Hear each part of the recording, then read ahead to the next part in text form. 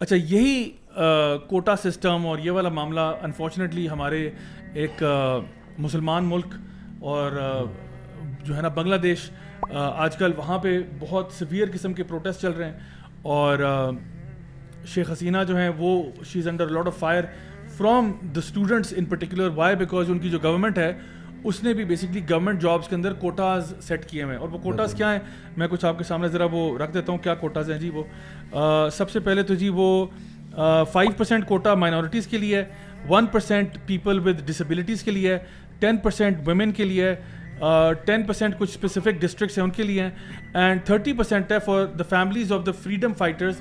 جب بنگلہ دیش آزاد ہوا تھا تو اس کے لیے تو یہ تقریباً ملا کے آپ کہہ لیں کہ تقریباً 50 سے 56% لوگ ہیں جو کوٹا پہ ہیں.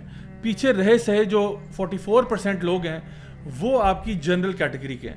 تو اب اس پہ جو شور مچا ہوا وہ یہ ہے کہ بھئی آپ اچھا کوٹے سسٹم کا بھی وہ یہ معاملہ کہ اگر کوئی بندہ ان کے پاس سوٹیبل نہیں ہے اس کوٹا میں سے تو وہ پھر سیٹ ویکنٹ رہتی ہے.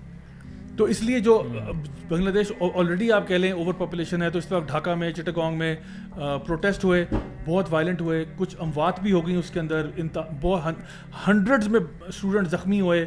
اچھا پھر گورنمنٹ کی طرف سے ایک اور اسٹوڈنٹ ونگ آیا, اس نے آ کے ان کے اوپر پتھراؤ کیا, اینٹیں وغیرہ ماری, بہت جو ہے نا معاملہ خراب ہوا. سو اس وقت سچویشن بڑی والیٹائل ہے وہاں پہ. اور وہاں پہ بھی مسئلہ کیا تھا, یہی کوٹا سسٹم والا معاملہ تھا کہ جہاں پہ اب وہ گورنمنٹ کے خلاف ریئیکشن اتنا اسٹرانگ آ رہا ہے کہ بھئی ہم لوگ ہماری جابس یعنی آپ لوگ, کیونکہ ان کی ڈیمانڈ کیا ہے اسٹوڈنٹس کی, وہ سمپلی یہ کہہ رہے ہیں میرٹ پہ رکھو, میرٹ پہ رکھو. اور یہ جو آپ لوگوں نے اپنی ساتھیوں کو نوازتے چلے جا رہے ہو, یعنی 30% آپ نے وہ جو پچھلی پارٹیز تھی انہی کے وارثین جو ہیں انہی کو آپ دیں گے jobs without looking at the fact کہ جی کون بندہ کمپیٹنٹ جاب کر سکتا ہے. تو پھر وہی بات ہے کہ آپ کی جو لیڈرشپ ہے اس کے اندر آپ کو ایک گیپ نظر آئے گا, ظاہری بات ہے, کیونکہ وہ کمپیٹنٹ لیول کے لوگ نہیں آ پا رہے. اور ضیاء بھائی یہ تھوڑا سا جن لوگوں کو بنگلہ دیش کے سیاسی حالات سے اتنی واقفیت نہیں ہے ان کو سمجھنے کے لیے شیخ حسینہ واجد جو فاؤنڈر ہیں بنگلہ دیش کے, شیخ مجیب, ان کی صاحبزادی ہیں اور عوامی لیگ جو ان کی پارٹی تھی اس کو ہیڈ کرتی ہیں. اور اگر آپ ان کا طرز سیاست اگر آپ دیکھیں جو کرنٹ ان کی رجیم ہے تو اس میں آپ دیکھیں گے کہ ان کا نا بڑا اتھارٹیرین قسم کا نا انہوں نے وہ بنا لیا ہے. یہ بار بار الیکشن جیتتی ہیں اور ان کا پاور میں رہنے کا فارمولہ یہ ہے کہ اپنے لوگوں کو لاؤ آگے. تو مے بی یہ جو ہے وہ اسی چیز کو اپنا مزید وہ کرنے کے لیے, اور یہ میں نہیں کہہ رہا, اس پہ آپ گوگل کر کے سمپلی دیکھ لیں, بڑی آپ کو رپورٹس ملیں گی. اور اس کی میں آپ کو اگزامپل دے دیتا ہوں. 1971 میں جو بھی ہوا وہ تو تاریخ کا حصہ ہے, لوگوں کو پتہ ہے. تو اس کے بعد ایک معاہدہ ہوا تھا پاکستان کا بنگلہ دیش کے ساتھ, اور انڈیا بھی اس میں شامل تھا, جس میں یہ طے ہوا تھا کہ چلو جو ہوا وہ جسے کہتے ہیں نا مٹی پاؤ, اب آپ کیسز نہیں بنائیں گے اور ہم بھی کیسز نہیں بنائیں گے. صحیح, ہم یہاں پر جن لوگوں نے آپ کو سپورٹ کیا ان کو ہم کیسز بنا کے پروسیکیوٹ نہیں کریں گے, سملرلی آپ بھی نہ کریں. تو اس کے بعد جو شیخ حسینہ واجد صاحبہ ہیں انہوں نے کتنے عرصے بعد تقریباً 30-40 سال بعد لوگوں کے اوپر کیسز بنائے. یہ پاکستان میں بہت کم لوگوں کو یہ بات پتہ ہے. اور کیسز ایسے لوگوں میں بنائے جو ان کے ملک میں پھر بعد میں وزراء بھی رہے اور انہوں نے بنگلہ دیش کی بہت خدمت کی. مثلا مطیع الرحمان نظامی ان کے وہ منسٹر رہے 2002 میں, الیکشن جیتے باقاعدہ. وہاں پر ایک بہت بڑی پاور ہے, یعنی بہت بڑی پارٹی ہے عوامی لیگ کے مخالف جماعت اسلامی, اس کے وہ امیر تھے. 71 میں کیونکہ انہوں نے پاکستان کا ساتھ دیا, اور یہ کہہ کے پاکستان کا ساتھ دیا کہ وہ تو کہتے ہیں کہ جی اس ٹائم میرا ملک پاکستان تھا اور پاکستان اسلام کے نام پہ بنا تھا, تو میری تو وفاداریاں پاکستان کے ساتھ تھی. ان کی خواہش تھی کہ پاکستان نہ ٹوٹے, تو ان کو پھانسی دی, ان کے سارے ساتھیوں کو پھانسی دی, اور ابھی تک وہ پھانسیوں کا سلسلہ جاری ہے. اور بہت سارے لوگ جیلوں میں ہیں, بہت سارے پاکستانیوں کو نہیں پتا. پھر جماعت اسلامی بین رہی ادھر بہت عرصہ, پھر ابھی ریسنٹلی انہوں نے بین جب لفٹ کیا تو لوگ سڑکوں پر جب نکلے تو ان کو پھر پابندیاں لگانی پڑی کیونکہ وہ بہت زیادہ اوور ویلمنگ ہوتا. تو ان کا جو پاور میں رہنے کا فارمولہ ہے بیسیکلی وہ یہی ہے کہ اپنے لوگوں, اب دیکھیں یہ جو سول سروس ہوتی ہے پاکستان میں دیکھیں, انڈیا میں دیکھیں اور بنگلہ دیش میں, ہمارا سول سروس کا جو ادارہ ہے اس کے ملک کو چلانے میں بہت زیادہ یہ اصل میں یعنی یہ اسٹیبلشمنٹ کا حصہ ہے, اور اسٹیبلشمنٹ کا ایک بہت مضبوط پلر ہے. اس کے بغیر ملک نہیں چل سکتا, یعنی ملک کی ساری انتظامیہ یہ لوگ چلاتے ہیں.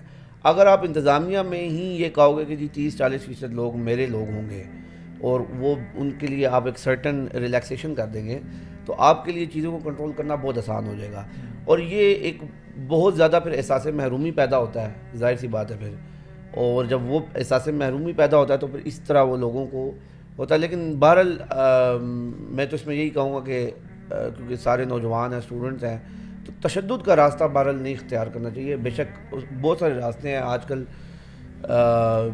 سوشل میڈیا کا دور ہے, ہم کر سکتے ہیں. اور اس میں جو انسانی جان کا جو ضیاع ہے یہ بہت زیادہ افسوسناک ہے.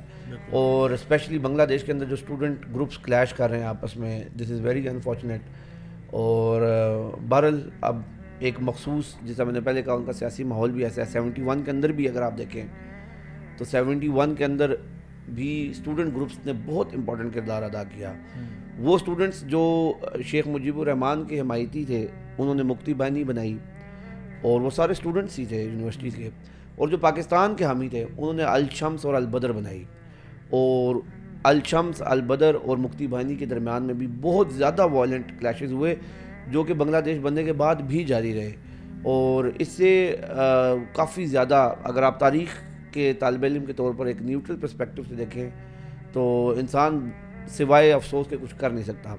تو بہرحال ہماری دعائیں بنگلہ دیش کے اپنے بھائیوں کے ساتھ ہیں کہ اللہ ان کو اس مشکل وقت سے نکالے اور وہاں پر امن دوبارہ قائم ہو. بے شک اللہ تعالیٰ ان کے لیے آسانی کرے, کیونکہ میں دیکھ رہا تھا کہ وہ پیرا ملٹری فورسز وغیرہ بھی انہوں نے ابھی حرکت میں آ گئی ہیں, اور وہ اسٹوڈنٹس کے ساتھ ان کے کافی زیادہ کلاسز چل رہے ہیں. اللہ ان کے لیے آسانی کرے. Speaking now on the subject of students and universities and all that, تو ابھی پاکستان میں حال ہی میں اوکاڑا یونیورسٹی کا ایک کلپ بڑا وائرل ہوا, شاید آپ لوگوں کی بھی نظر سے گزرا ہوگا. اینڈ اب اگین دیکھیں, میں جس طرح ابھی ٹرمپ کی اسیسینیشن کا جو وہ پلاٹ تھا اس کے پیچھے بھی ہم نے کہا کہ کبھی کبھار چیزیں اتنی سمپل نہیں ہوتی, بہت پہلے سے آگ لگی ہوتی ہے اور پھر آگے جا کے اس کی ایک مینیفیسٹیشن نظر آتی ہے. تو یہ جو واقعہ ہوا اس میں بہت سارے پوائنٹس ہیں جو جس کے اوپر بات کی جا سکتی ہے. پہلی بات تو یہ کہ ہوا کیا تھا, بیسکلی ایک 2 اسٹوڈنٹس تھے, لڑکا اور لڑکی, جو کہ اوکاڑا یونیورسٹی کی جو روف ٹاپ ہے این اس کے بورڈ کے بیک سائڈ کے اوپر بہت ہی نازیبا حرکتیں کرتے ہوئے ان کا ایک ویڈیو کسی نے بنایا, وہ وائرل ہوا سوشل میڈیا پہ, اور پھر ایک غم و غصے کی لہر دوڑی اور لوگوں نے پھر اس پہ احتجاج کیا کہ بھئی یہ ہماری یونیورسٹیوں میں آخر کس قسم کا ماحول پیدا ہو رہا ہے, یہ کس قسم کی حرکتیں ہو رہی ہیں, انتظامی ایکشن کیوں نہیں لیتی. اور لوگوں کا ظاہری بات ہے اگر ماں باپ کے اینگل سے دیکھیں تو وہ پریشان ہوتے ہیں کہ بھئی ہم اپنی بچیاں کہاں بھیج رہے ہیں, ہم اپنے بیٹوں کو کہاں بھیج رہے ہیں, کیا یہ ایجوکیشن سیکھ کرنے جا رہے ہیں یا وہاں پہ کچھ اور ماحول ان کو دیا جا رہا ہے. اگر آپ انتظامیہ کے پوائنٹ آف ویو سے دیکھیں تو وہ یہ پریشان ہوتے ہیں کہ بھئی ہم نے ٹھیک ہے یہاں پہ ایجوکیشن کا معاملہ کیا تھا اسٹوڈنٹس, لیکن جو ہے وہ آؤٹ آف کنٹرول ہو رہے ہیں. اور اسی طرح سے پھر اب جو FIR کٹی ہے وہ کٹی ہے اس اسٹوڈنٹ پر جس نے ویڈیو بنائی تھی.